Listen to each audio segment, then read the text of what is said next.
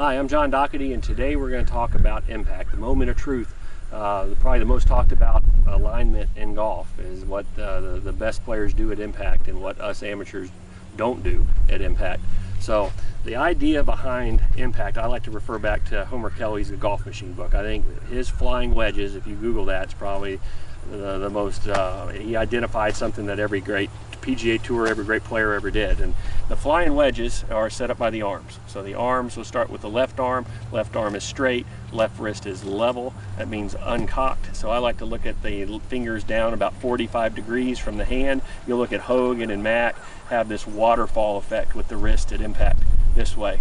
And everyone else that's flipping, if you get the term flipping, they're keeping wrist cock and rolling this way, and their left wrist has not fully uncocked this way.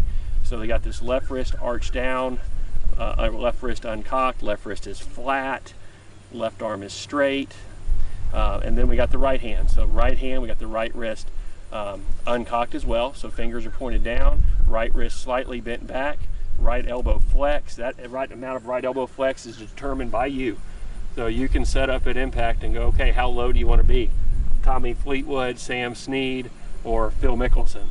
So you can kind of determine where you'd like to be with your body height, so that when you're in that transition, that's the body needs to get down to that point to support that amount of right elbow flex at impact.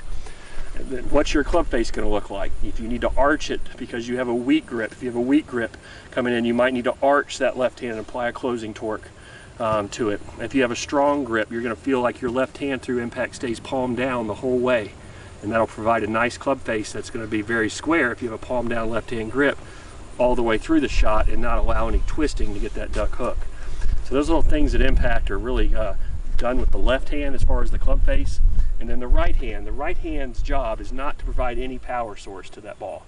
That right hand needs to be supporting the sweet spot, tracing where that ball's sitting on the ground, the swing direction, where the sweet spot's at.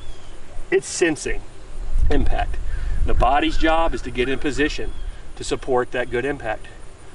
The right shoulder down, right side down, left knee now is straight, right knee's flexed, left foot starting to bank off the ground.